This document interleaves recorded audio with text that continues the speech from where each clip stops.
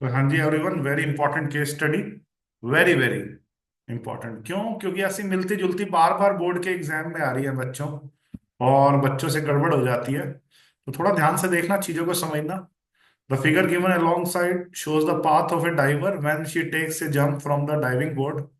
Clearly it is a parabola. Annie was standing on diving board 48 feet above the water level। ठीक है?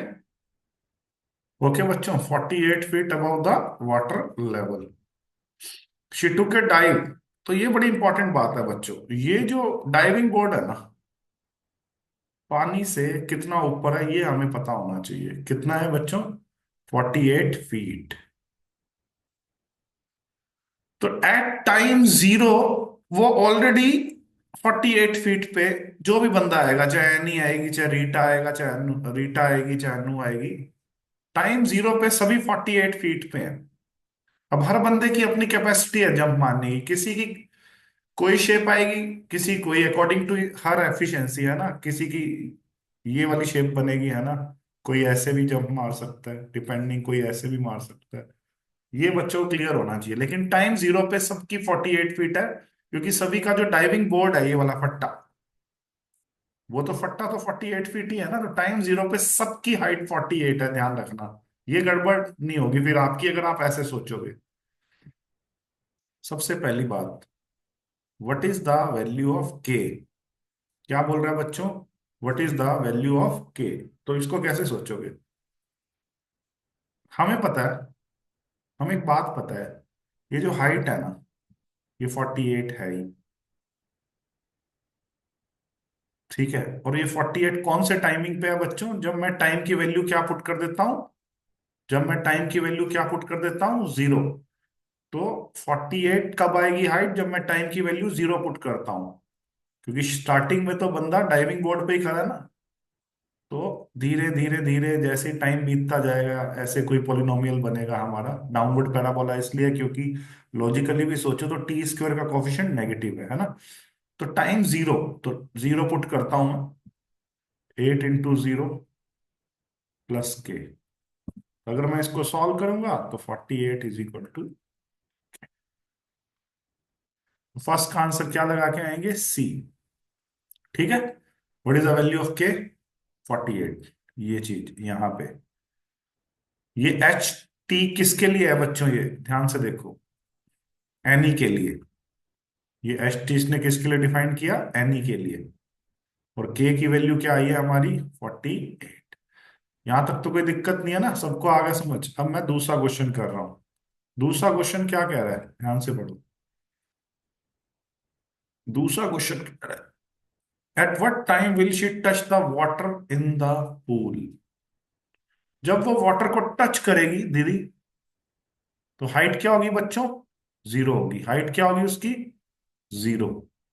तो H T की जगह मैं क्या पुट कर दूं बच्चों? Zero. -16 square, -16 T square plus 8 T. और के तो हमारा 48 आ ही चुका था ना हमारा, एनी के लिए। तो at what time will she किसके लिए यहाँ पे? एनी के लिए, ध्यान रखना। पहले क्वेश्चन में एनी की बात हुई थी ना। तो पूरे क्वेश्चन में स्टार्टिंग तो एनी से हुई है, तो ये बात ध्यान रखना, कंफ्यूजन नहीं होनी चाहिए हमें। तो ये क्वेश्चन हम एनी के लिए कर रहे हैं। ठीक है? तो अब इसको थोड़ा सा और आसान बनाना है, तो divide by 16 both side. Divide by 16 both sides. तो क्या आ गया बच्चों? 0 is equal to -t square. 16 भी नहीं करते बच्चों, एक मिनट। हम्म तो मैं इसको थोड़ा आसान बनाने के लिए बच्चों, डिवाइड बाय 8 बोथ साइड्स कर देता हूँ। किससे डिवाइड कर दिया बच्चों? 8 से। अगर 8 से डिवाइड करोगे बच्चों, ध्यान से देखना आप। अगर 8 से डिवाइड किया तो 0 is equal to -2 t square plus t plus 6। अब मुझे इसके क्या बनाने हैं बच्चों? फैक्टर्स बनाने हैं। ठीक है? मुझे इसके क्या बनाने हैं? फैक्टर्स बताने हैं। तो बना लेता हूं, आइए। फर्स्ट और लास्ट को मल्टीप्लाई करके क्या आ रहा है बच्चों, -12t² आ रहा है। फर्स्ट और लास्ट को मल्टीप्लाई करके क्या आ रहा है बच्चों, -12t² आ रहा है ना। तो मैं इसके फैक्टर्स बनाऊंगा, आइए। तो t को ऐसे ब्रेक करना है, 40 - 3t में कर देता हूं, है ना। 40 - 3t क्या होगा, t हो गया, और प्लस का 6 हो गया। ठीक है, कोई दिक्कत तो नहीं है। 40 - 3t हो गया, और प्रोडक्ट करने पे -12t² आ रहा है, और फर्स्ट और लास्ट को भी प्रोडक्ट करने पे -12t² आ रहा है। तो आइए इसको फर्दर सॉल्व करते हैं। -2t में अगर मैं कॉमन ले लूं, तो अंदर क्या रह गया बच्चों, t - 2। ठीक है, -2t कॉमन लिया तो t - 2। किसी को कोई डाउट हो तो बता दो। और -3 कॉमन लिया, तो फिर से t - 2। अब t - 2 पूरे में से कॉमन ले लिया, -2t - 3। दो ब्रैकेट्स का प्रोडक्ट जीरो है, या तो पहली ब्रैकेट जीरो होगी तो t की वैल्यू 2 आ गई, या फिर दूसरी ब्रैकेट जीरो होगी। ठीक है, t की वैल्यू बच्चों -2t 3 आएगा, और t की वैल्यू -3/2 आएगी। अब बताओ बच्चों, क्या टाइम नेगेटिव हो सकता है? नहीं। तो इसको हम रिजेक्ट कर देंगे, because time can not be negative. तो t आ गया 2। t आ गया 2। किसी बच्चे को कोई डाउट है? बताओ, मैं आपको अनम्यूट कर रहा हूं बच्चों। किसी बच्चे को कोई डाउट है? Yes sir. 2 सेकंड के बाद जो एनी है वो टच कर जाएगी इस पानी को। ठीक है, बताओ क्या डाउट है? कोई डाउट नहीं है। ठीक है, ठीक है, ये हमारा आंसर आ गया 2 सेकंड। कोई दिक्कत हो तो बता दो बच्चों। ठीक है, आगे बढ़े। आगे बढ़े बच्चों। ठीक है, बहुत बढ़िया। बहुत ही जबरदस्त केस स्टडी है, ये बोर्ड में आ सकती है मिलती जुलती। थर्ड क्वेश्चन कर रहे हैं बच्चों। थर्ड क्वेश्चन क्या कह रहा है, ध्यान से पढ़ना अब इसको। Rita's height in feet above the water level is given by another polynomial. अब नेचुरल सी बात है, एनी, रीटा, अनु, ये सब अलग अलग है ना, तो सबका कर्व तो अलग बनेगा।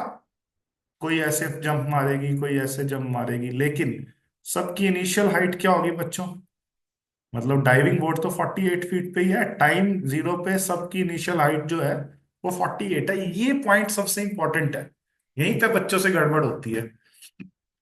ठीक है, अब वो क्या कह रहा है, Rita's height in feet above the water level is given by another polynomial PT. तो रीटा के लिए, उसकी हाइट के लिए किसी पर्टिकुलर टाइम पे एक और पॉलिनोमियल पीटी कह दिया, जिसकी जीरोस हैं, ध्यान रखना, ये जीरोस हैं, -1 और 2। Then PT is given by, बड़ा इंपॉर्टेंट। अब जब जीरोस पता हो तो पॉलिनोमियल कैसे बनाते हैं बच्चों?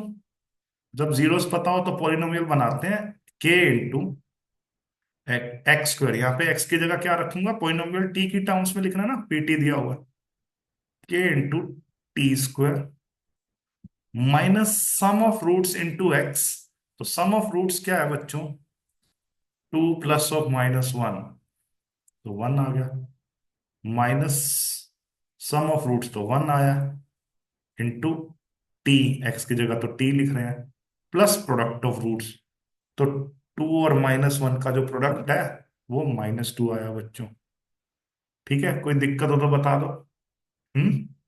तो वो जो पॉलिनोमियल बना हमारा, पीटी जिसने उसने क्या रखा है, ठीक है, पीटी उसने उसको क्या रखा है, तो वो हो गया k × t²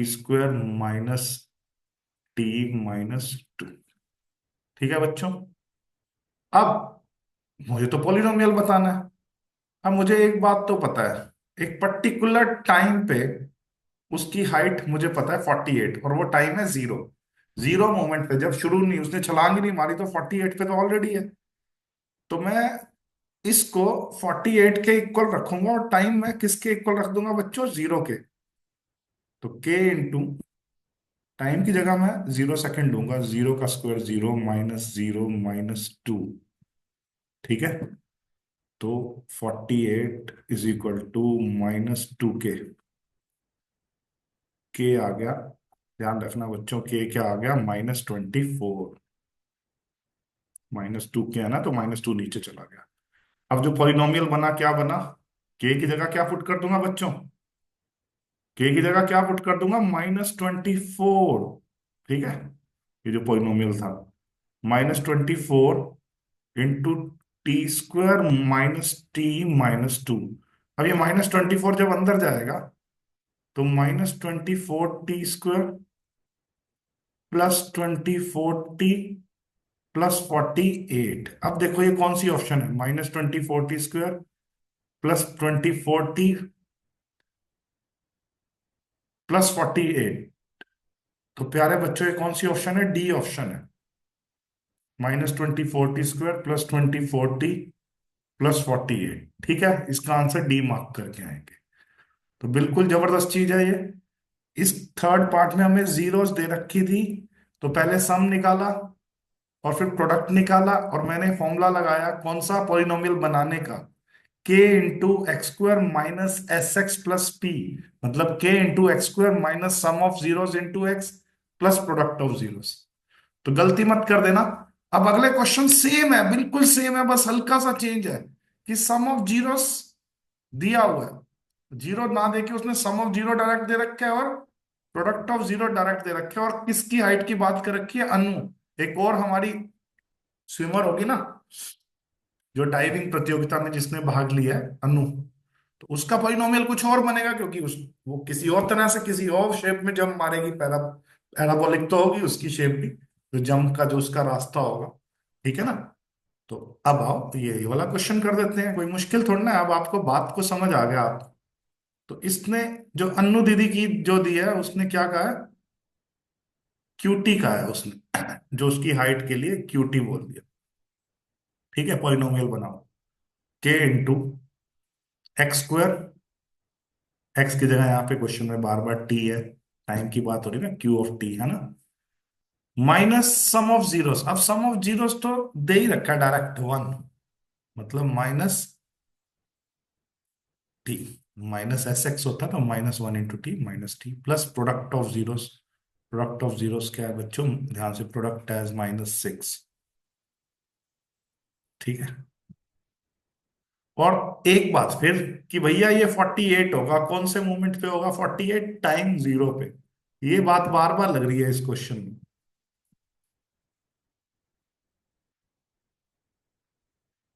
ठीक है, 48 = -6 के। तो के की वैल्यू अब की बार -8 आ गई। अब पॉलिनोमियल में -8 पुट कर दो, जो मैंने पॉलिनोमियल ये माना था ना, के इंटू, है ना, तो -8 × t² - t -6।